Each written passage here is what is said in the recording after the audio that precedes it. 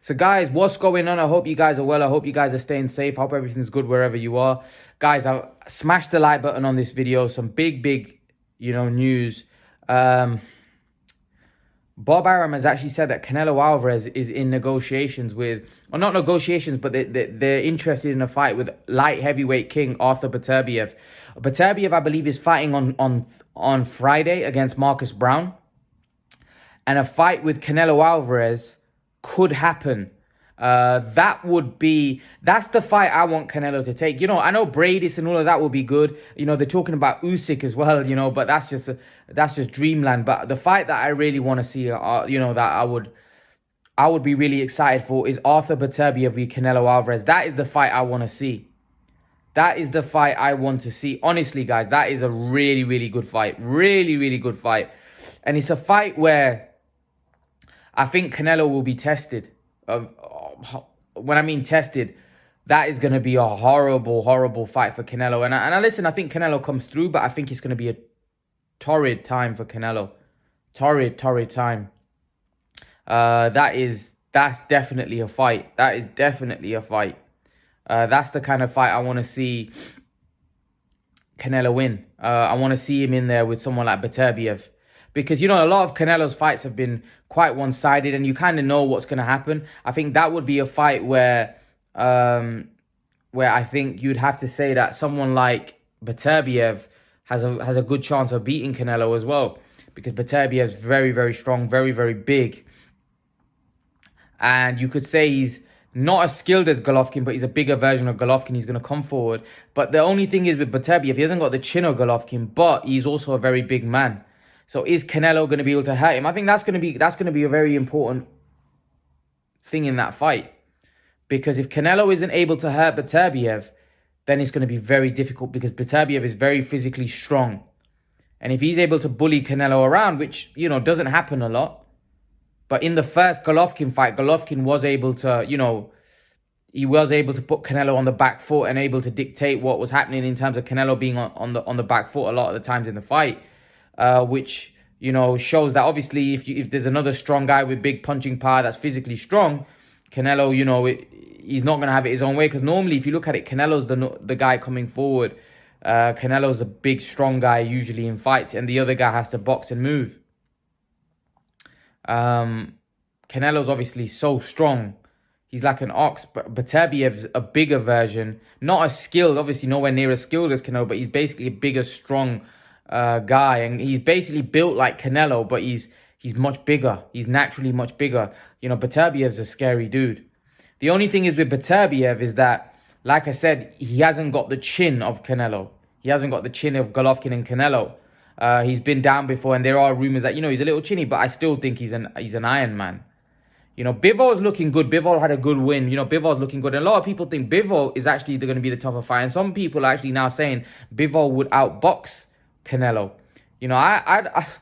I don't like the Bivol fight just because I think Bivol is in the mold of the other fighters that Canelo's faced. I've seen Bivol a few times and not really been that impressed. I just think Canelo's been fighting guys like that. I think Canelo's cherishes fighting guys like that now. I don't think Bivol can hurt Canelo. I think Canelo will just walk him down and just batter him. That's what I think anyway. I know people think, Bivol will stick the jab in his face and move around, but yeah, he's sussed that kind of style out. He's faced that style so many times now. He's become like an expert on what he needs to do inside that ring against that particular style. So I'm not really interested in that fight because I don't really think Bivol will give Canelo much of a test. That's just my opinion. I might be wrong. Don't get me wrong. Some people think Bivol could be, like I said, stick and move. And Bivol's obviously bigger than some of the 168-pounders. And he's probably technically more sound, more better than the guys at 168. But I just don't think Bivol. I think you need to be physically strong. I think you need to be a big puncher to really trouble Canelo Alvarez. If you can't do that, I don't really see much chance. I don't really see you troubling him. I don't really see you being able to push him, to be honest with you. That's just my honest opinion. I don't see you being able to push Canelo the way the way he needs to be pushed, because Canelo's a guy where if you can push Canelo back and make him work because Canelo, he likes to have rests in between rounds. Canelo likes to, a lot of fighters do. They like to take time off, and try to take their breathers.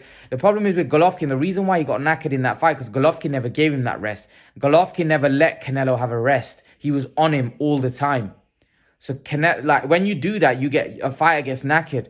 Hence why a lot of people said Canelo had stamina issues. It wasn't stamina issues, it was just the fact that Golovkin wasn't letting him work at his own pace. When Canelo fights people like Caleb Plant, Billy Joe Saunders, Canelo's working at his own pace. He's dictating the pace of the fight. And when you're dictating the pace of the fight, you're working at your own pace. And you work at a pace where your body's comfortable at. Now, when somebody else is making you work at their pace, that pace may not be comfortable for you. So now you're working at somebody else's pace. They're pushing you and your body's not working at a pace that it doesn't want it to be worked at. Hence why you start to get fatigued.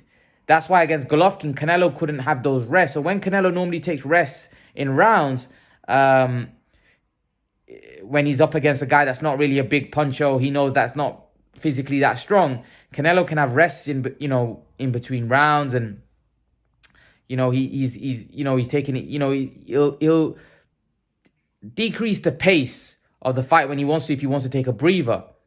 But when it's someone like Golovkin, he has to be alert. So it's not just the physical pressure that Golovkin's putting on you, it's the mental pressure that's draining Canelo as well in that fight, because Canelo was draining, Golovkin was draining Canelo, not just physically, but mentally in that fight, because he was constantly on him. And Canelo, and that drains you when you know there's a guy in front of you and right on top of you all the time. That drains you, it slows you down. Hence why, Canelo was slowing down in that fight. But if you look at the Caleb Plant fight, Billy Joe fight, he was fresh because he was dictating the pace of that fight. The same thing with Kovalev. Canelo was working that fight at his own pace. Even though the fight was very close, Canelo was really dictating the pace of that fight. Canelo was controlling. That's why he wasn't tired in that fight, because Kovalev was fighting on the back foot. Hence why Kovalev was working at Canelo's pace and he got tired, and hence he got ironed out.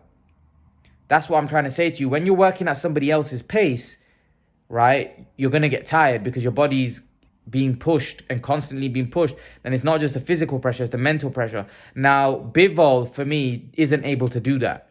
Bivol won't be able, because I don't believe Canelo will respect his power. Beterbiev, how on the other hand, will make Canelo respect his power. Beterbiev, on the other hand, is physically strong. Beterbiev, on the other hand, can push Canelo back because he's a very physically big, strong guy. I don't believe Bivol can do that. I don't believe there's any other light heavyweight that could possibly do that. Maybe who? No one. I don't think the light heavyweights. See, I think the light heavyweights, there's Beterbiev, Bivol. Apart from that, I don't really think there's anyone that really challenges Canelo in that division, if I'm totally honest with you. It's crazy to think that a guy's moving up weight and there's only two guys that potentially could challenge him. Everyone else is like seen as an outsider, like it would be no chance. Joe Smith, like he's very one-dimensional. I think Canelo will beat him. I won't be surprised if Canelo comes down and fights the winner of Smith. And but then I don't know, because Beterbiev's got 2 belts. So if Canelo wants to be undisputed, that might be a good way to get 2 belts. And then obviously I believe if he beats Beterbiev, he would have beaten the best in his division. And I personally think that he beats Bivol and whoever, maybe in the meantime, Bivol and Smith and the winner of Smith and Johnson can fight each other, and then the winner, they both fight for undisputed. I think the other guys need to start unifying, to be honest. I wanted Bivol and Beterbiev to fight each other, so then that eliminates one, and then Canelo can fight the winner. But if Canelo does fight Beterbiev, I would love to see Bivol fight the winner of Joe Smith and Callum Johnson. Hence why the winner of that then can get a fight with Canelo Alvarez for the undisputed, if Canelo is able to beat Beterbiev. Or if Beterbiev beats Canelo, then Beterbiev can fight the winner of that fight. Because I think all divisions should be going, I think the governing body should be working together with the fighters and be looking to make undisputed, especially when undisputed champions, especially in divisions like the light heavyweight division, where there's no real superstar. There's no real guy that's really a household name. Like, I think the 140-pound division was great because those guys fought each other because they weren't really big names. Josh Taylor wasn't a big name. Neither was Ramirez. Neither was, neither was, Postal and all of those guys that in that, Baranchik and all those guys, Prograis. They're not big names. So the only way they're going to make a name for each other is fighting each other. So now Josh Taylor, even though he's still not a huge name, but he's managed to carve out somewhat of a name for himself because he's undisputed. And that's made him more popular. Because when you've got guys that aren't very popular, that aren't very well known, they have to fight each other to get themselves up there. Do you see what I mean?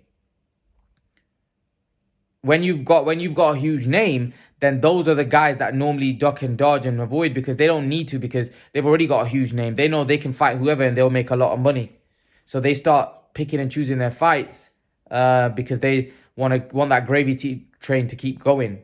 And that's what happens when you've got a huge name. When you haven't got a big name, you have to, in order to make a name for yourself, you have to take the risky fights. You have to take the dangerous fights and hope you win them, so then you can create that name for yourself. That just like what Josh Taylor did, but not some fighters, they're popular from the get-go. They transcend the sport. They're just huge names. And they can start picking and choosing and fighting who they want because their names are such that it doesn't matter who they fight, people are going to tune in and watch them. Here in the UK, you got guys like Joshua, you got guys like Amir Khan, you got guys like David Haye, you got guys like that were able to do these things because they were huge names and they appealed to many people. They're household names. Over in America, you had like Floyd Mayweather. Obviously, these were to a much higher scale. Floyd Mayweather, Canelo Alvarez. You have guys like that. Manny Pacquiao. You had guys like that were able to transcend the sport because they had huge names. And they were basically able to take advantage of their positions in the sport. But coming back to the original point, Canelo Beterbiev is a great fight. It's a fight that we all want to see. It's a fight that should happen. It's a fight that I've been wanting for a very long time. Whether the fight happens, I don't know. I think it's a more realistic fight than the Usyk fight. That would be crazy. And it's a more winnable fight for Canelo. And if Canelo, like I said, was to clean out the 175-pound division, wow, that would take Canelo's legacy to another level. To be undisputed in 2 weight classes, would be crazy. Would be crazy. But, first, I think he might try to win a cruiserweight title, but he might not. Canelo might not care. He might think, forget it. You know what? There's a lot of messing around. Makabu to fight is mandatory, so I'll just go straight and fight Beterbiev. Canelo may do that, but, time will tell. Leave your thoughts in the comment section below. Let me know what you think in the comment section. Subscribe to the channel, share the video, smash the like button. I'll see you guys in the next video. Peace.